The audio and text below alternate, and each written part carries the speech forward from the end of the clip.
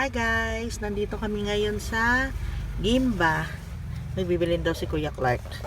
Sinamahan namin ni Papa. Tapos mamaya may bibilin din ako. And grocery na kami ni Kuya Clark. Ito na yung nabili namin. Nakuha namin. Ang bigas.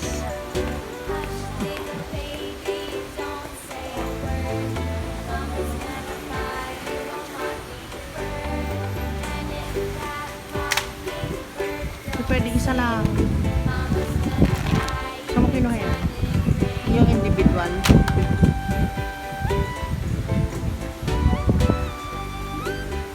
Ito pwede dalawa para may extra pa.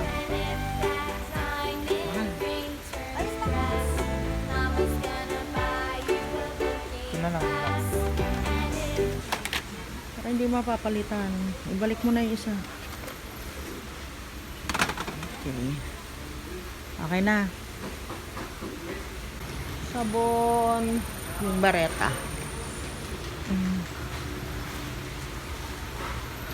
Ayan. Para sa ano, sa mga underwear. Shirt. Mabango ba ito guys? Ito.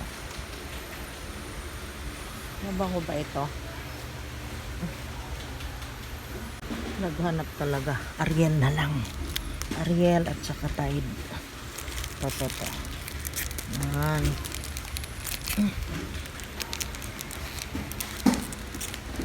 Oops. Wawala si Kuya Clark. Naghahanap siya ng ng Dettol na sabon.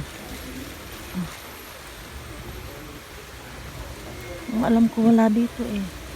Sa Dubai lang meron. Hindi ko lang alam kasi safeguard mula nang dumating ako dito. Safeguard na lang yung ginagamit ko. Safeguard. Bakaneman. Walang Dettol Tsaka itong gamit ko. Wala. Asa na siya?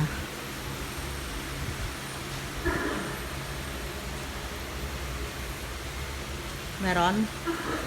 Wala. Alang Dettol dito. Saan nakakabili si ate? Sino? Ayan, puro mga kailangan talaga, mga essential talaga sa bahay guys. Yung mga pinagbibili natin.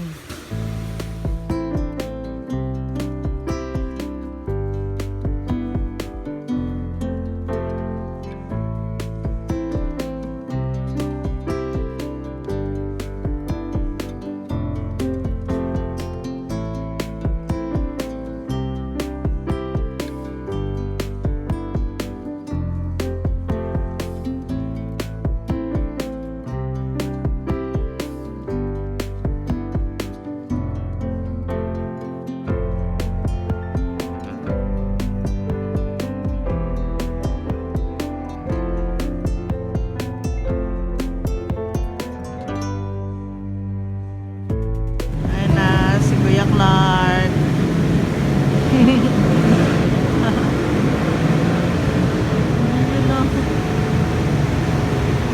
Seven.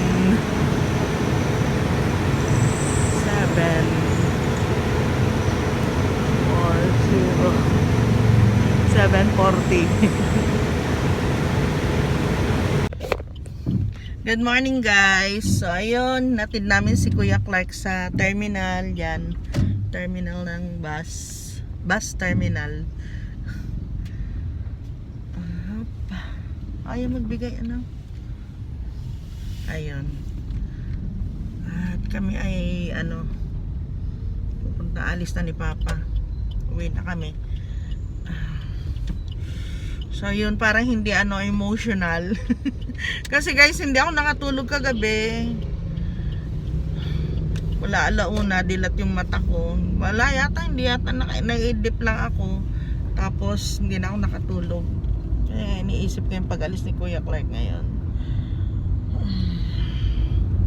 But anyway, babalik pa naman si Kuya Clark.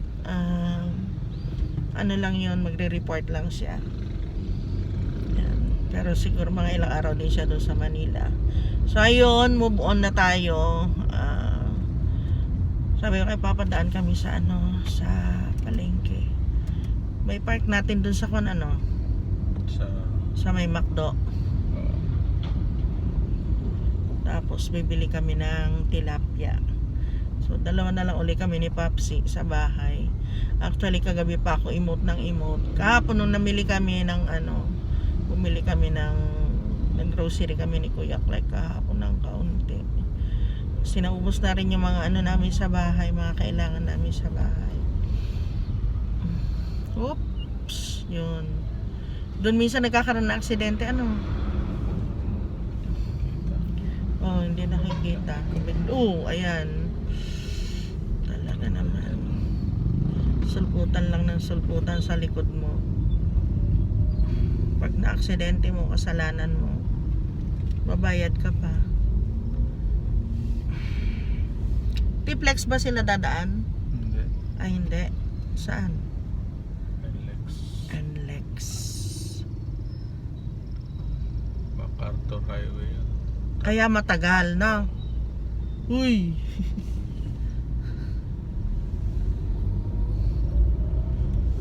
Sa umaga kailangan dito na merong mag-guide kasi maraming sasakyan. Traffic aid.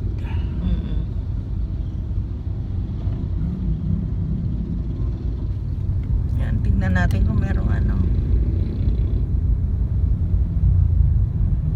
pwesto. Dito kaya? Hindi pwede, matagal na. Pwede. Maaga pa naman eh. Ayan, dyan. Tuloy.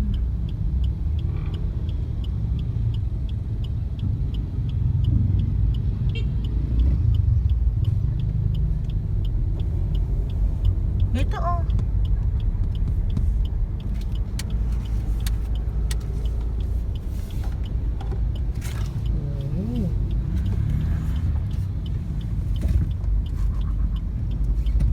breakfast pa lang ito, no? Meron.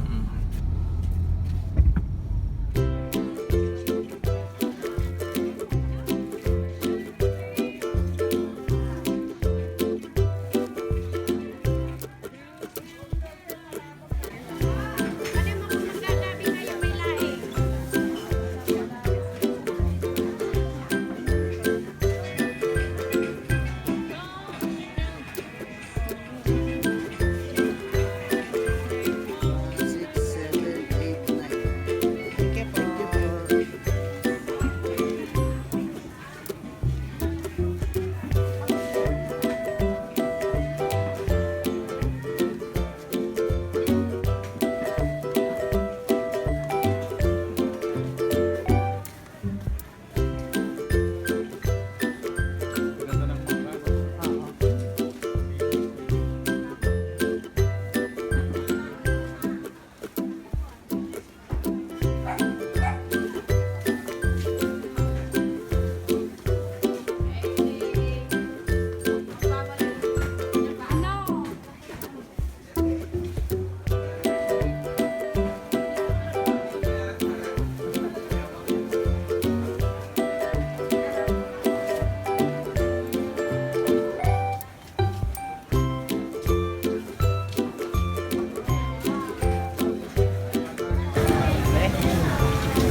May kakanin.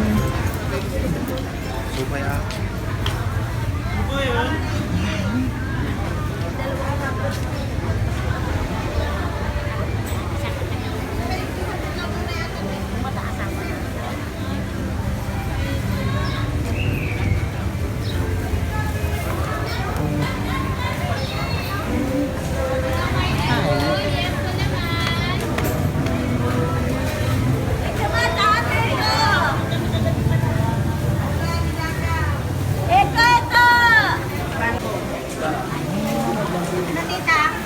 Malaki ito, marami na.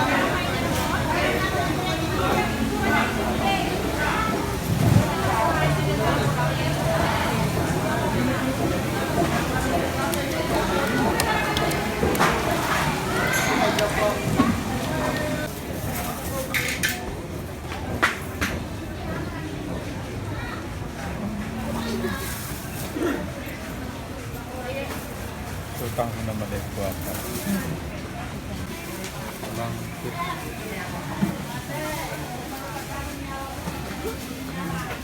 Taga Bicol po kayo? Taga Bicol. Hindi ko lang po nang gumaganito eh. Pati itong bago ko, gumagawa. Kaya ko lang nakita. Sa amin po maraming ganyan.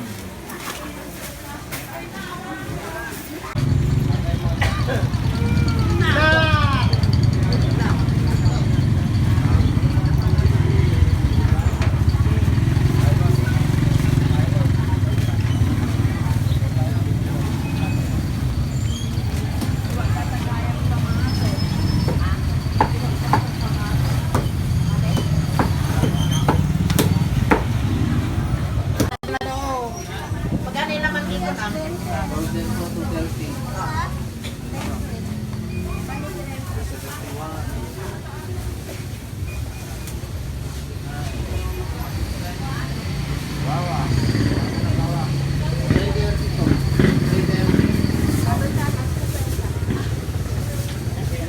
Simula na ako mag-map dito guys. Kaya lang, ayun yung map ko. Kaya lang ang problema, itong si Batuta. Ihi ng ihi. Meron na naman siya ihi doon, oh. Oh. Hindi na kami gumagamit ng basahan kasi minamap na namin kaagad guys. Ang map namin ay 3. Ito yung pang finish, tapos merong isa after ihi, tapos pang ihi. Para hindi na ako laban ng ano, ng basahan. Minamap ko na kaagad, tapos binababadan ko ng ano, yung Zone Rocks.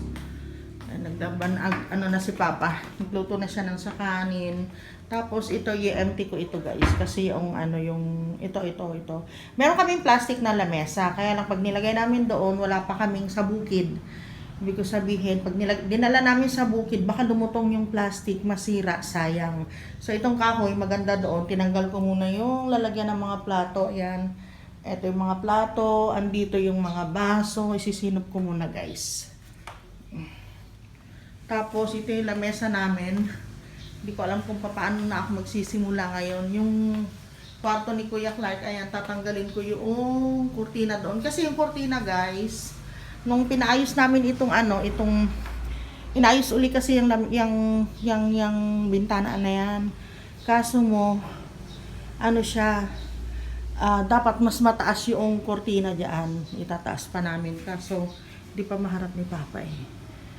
Ayan. Kaya magpapalit ako ng kurtina ngayon. Lalaban ko na yan. Tapos ito, baka laban ko na rin yan. Papalit na rin. And meron ako mga nilabhan dito. So ayan ang kalagayan na naman dito sa amin. Meron akong titiklopin mamaya. Ito yung mga isasampay ko ngayon. At back to normal kami ni Papa. Ang buhay namin nang wala si Kuya Clark. Balik sa dati. Ito yung mga binili namin kahapon. Yung iba naisinop na guys. Nasa rep na rin. Binawasan yung mga nabawas doon sa taas. Yun lang yung binili namin guys. Ayan. Tapos ito, matagal na nawala ito. Ngayon lang uli nagkaroon. Ito, malakas kami nito kasi ito yung pinabababad ko sa ano namin. Mabilis guys makatanggal ng panghe. Yun yung na-discover ko dito sa Domex na ito. Kaya Domex, baka naman. Bumili si Kuya Clark nito. Oo, hindi niya nadala. Naiwan niya alcohol. At bumili kami. Ayan, yung wrapper. Maglulumpia kami ni Papa. Tinapa ang ulam namin ngayon. Prito ka ng tinapa, mahal? Oo. Ito yung ano, nagkulay siya ng buhok niya. Kaya dito sa may leeg, umagos. Nagkakulay. Kinlorox ko muna. Kakamayin ko na lang yan mamaya. Inano ko na yan eh. Binras ko kanina. Try ko. Ito ulit yung galing sa bukid. Galing si Papa sa bukid. Ayun yung nakuha niya. And ano pa nga ba? Ayun, may konti na lang yung lalabahan ko. Hanggang sa kaya ko guys, maglalaba ako ngayon. Ayun. Ito naman, maglalagay na ako ng down ng fabric conditioner. Tapos magsasampay ako doon. Tuloy-tuloy na ito guys, hanggang mamaya siguro. Naglagay ako ng katol dyan.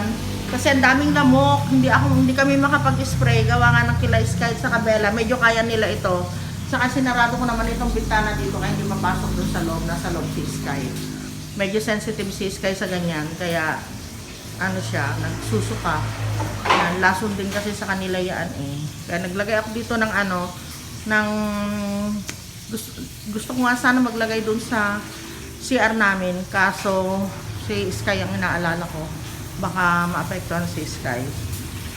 Guys, mag-aalas 2 na, hindi pa namin natapos ni Papa yung trabaho, but anyway, halfway naman na, kaya papahinga muna kami kasi mamaya meron din kaming may meeting kami mamaya 6 to 8. So, pahinga muna. Alas 2 na, guys. Good morning, vlog! Good morning, everyone! Good morning, kakay ko. Ay! Umalis siya sa kanyang higaan. Good morning, Beldat! Bella! Ay! No, hatching ang Bella ko. Ay! Good morning, my love ko. So, guys, ayan, nakita nyo naman ang gulo ng aming kwarto. Nagre-ready na kami ni Papa sa pag-alis namin ng kate. Biglang kumati, sorry. Sa pag-alis namin. Aray ko, parang naipit yung buhok ko. Yun, nagre-ready na kami ni Papa sa pag-alis namin. Alas 8 hanggang 8:30 to 10:30. Yun. At maaga na naman kami nga alis ngayon as usual. And first day na hindi namin uli kasama si Kuya Clark. Hindi ako nakatulog na naman kagabi. Sakit ng ulo ko. Nag-iisip na naman ako. Kumusta na siya doon? Ano na nangyari sa kanya sa Manila? Pero, yung pinsan ko, pinuntahan nga siya. Ayun. Pinuntahan si Kuya Clark. Chinek yung yung lagay niya doon. Okay naman siya, guys. Kasi nag-aalala ako sa kanya. Pero meron naman binigay na accommodation na natirahan yung kanyang company. Kaya si Kuya Clark, siguro mga 10 days siya doon or more or less 10 days, sabihin natin 7 days. Basta pinakamatagal na yung 15 days. Yan. So kailangan niya mag-report ni Kuya Clark kasi ilang buwan na niya dito. Pinagre-report siya. Ayaw pa rin siyang tanggalin sa company. Sabi ko, sige, okay lang. Pero kung halimbawa at dito siya ewan ko, basta bala na. Pagdating na lang ni Kuya Clark, saka na lang uli natin pag-usapan. So, ayun guys. Nag-a-adjust na naman ako. Siyempre, nakasama ko si Kuya Clark ng ilang buwan na. Parang nasanay na ako dun sa daily routine namin. Plus, pasensya na kayo nagwawalis ako ng mabilis. Plus, merong naiiwanan dito sa bahay. Kasama nila Sky, sa Bella. Tapos ngayon, biglang kami na lang na naman ulit. Ayun. Pero yun, iniisip ko nga, hindi naman siya magtatagal. Kasi nung isang araw, ang sabi sa kanya ng boss niya ay mag-report lang muna siya. Tapos kahapon pagdating niya doon, sabi, kailangan niya mag-stay doon. Mag-stay muna siya doon. Sabi ni Kuya Clark. So, sige, sabi namin ni Papa. At least madali lang naman siyang puntahan, madali siya makita pag nandiyan siya sa Maynila. So, ayun. Ayusin muna si Kuya Clark. Okay. Sana wag siyang magtagal. Pero nagdala talaga siya ng gamit niya in case. Sabi niya sa akin, Mama, magdadala ako ng gamit ko. In case na baka tumagal ako doon. Kaya buti na lang, naisip din niya yun. So, ayun. Nagdala siya ng mga gamit niya na para hindi na siya bibili. Buti naman, naisip din niya yun. Yun. So, ayun guys. Kaya back to normal kami ni Papa. Back to dating gawi. Dalawa lang muna kami. Yun. Wala muna si Kuya Clark. Yun. Kaya ganito. Nanguli lang yung mga aso namin kasi kinukulit ni Clark ito Pagising sa umaga, pupunta na siya dito. Lalamugin na niya yung mga yan. Tapos si Bella, ganun din. Lalo na si Bella kasi si Bella lagi niyang lagi niyang hawak-hawak. Kasi nga mataba, makulit. Pareho silang makulit. Tapos bumili si Kuya Clark ng mga chichirya niya dito. Hindi naman niya dinala. Sabi ko, magdala, hayaan mo na Mama dyan na. Kainin mo na. Kasi mahilig siya sa chichirya. Okay.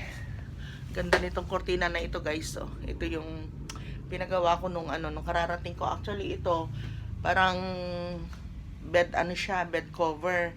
Galing din ito kay Arbab, yung sa yung part-time ko noon sa Dubai. Ganda oh. Tapos pinatanggal ko yung mahaba kasi yan, guys. Pinatanggal ko yung design niya doon sa ibaba. Pinaputol ko at saka ko pinatahi na ganyan, oh, di ba? May instant cortina na ako. Mahal pa naman ang cortina ngayon dito.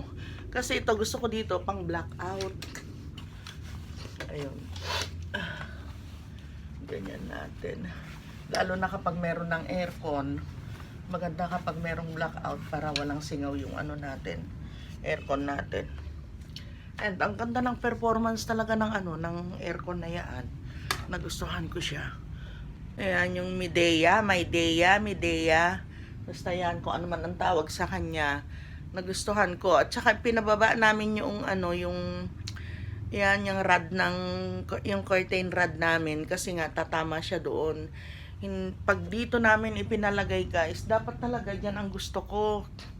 Kaso, ayaw naman ni Papa. Kasi gusto ko pa ganito yung niya, yung aircon, yung hangin, yung lamig. Kasi diyan bumubuga yung lamig sa area na yan. So sabi ko kay Papa, mas maganda kung doon. Ayaw niya makinig. Sabi niya, mas okay na daw diyan at malapit doon sa hose diyan. Sabi ko, okay lang din naman. Dito, hanggang diyan, pinatulo sana na. Ewan ko. Sabi niya, mas plus 2,500 kapag doon namin pinakabit. Ayun, yun pala yun. Mamamahalan kami dahil doon sa kanyang hose, yung hose niya. So, ang babayad, magpa-plus 2,500 kami pag doon namin pinakabit. Kaya dito na lang. So, ang nangyayari, yung higaan ko, dito ako nakahiga doon si Papa. Si Papa tinatamaan siya, ako hindi. Dito. Bakit pa? Magkaano ka na? So, ayun. Kaya sabi ko, binababa ko na lang yun. Binababa ko na lang yung ng aircon. Para tamaan ako. Papa, mag-ano ka na? Tawag dito? Magpa-plancha? Okay. Tingin na rin ako ng damit ko. Ipapa-plancha ko kay Papa. Hey, salamat po sa panonood ng aking mga video. Kung hindi pa po kayo nakapag-subscribe, subscribe na. Bigyan niyo din po akong thumbs up.